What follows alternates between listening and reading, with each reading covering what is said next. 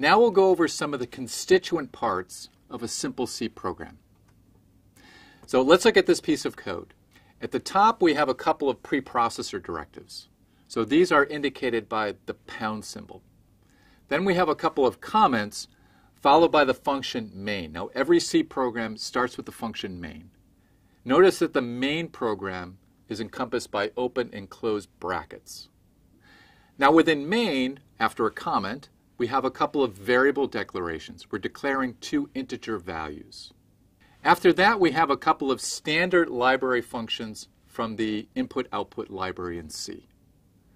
The first prints a string to the standard output, and then the second reads a value, happens to be an integer value, from standard input.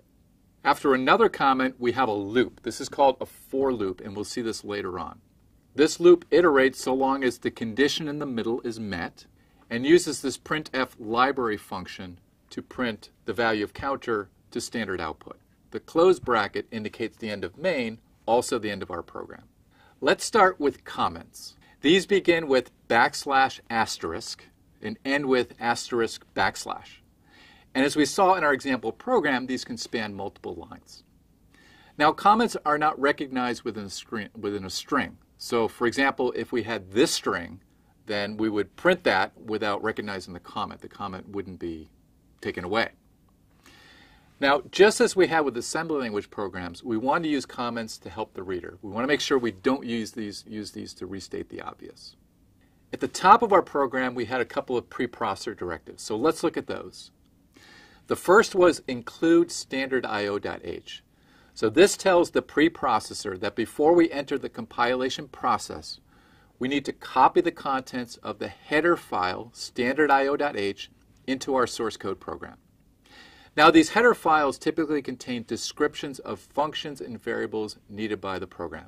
So in our program we're making use of some standard I/O functions, so we need to include the header file information in order to correctly compile those functions. Now the second preprocessor directive was define stop 0. What this tells the preprocessor is before we compile again, we need to replace all instances of the string stop with the string 0. Now we call this a macro. And this is used for values that aren't going to change during execution. And the reason that we use these is it improves program clarity and permits constants to be easily changed by the user.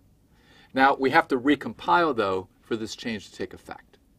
Every C program has a function called main, which is the starting point for our program. Now the code for the function is contained within brackets. So we have main, we have an open bracket, we have the code for main, and here we may call other functions in our program. And then our program ends with the closed bracket for main. Let's talk about how we declare variables within our program. Variables are used as names for data items.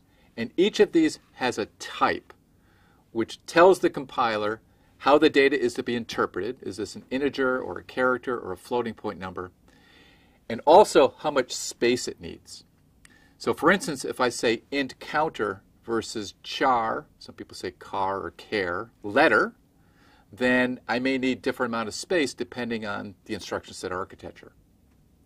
Now int is a predefined integer type in C, and it's supposed to be the natural integer size. So in LC3 that would be 16 bits. And the default is a 2's complement signed integer. Now we can use unsigned as a keyword to make this an unsigned number rather than a 2's complement number. And char is also a predefined integer type in C, and that's going to be at least 8 bits, and it could be more, again, depending on the instruction set. Literals are constant values that can take a number of different forms. Let's talk about a couple of these. One is an integer literal, which by default is a decimal value. So 123 is interpreted as the value 123. And of course we can have the negative of that as well.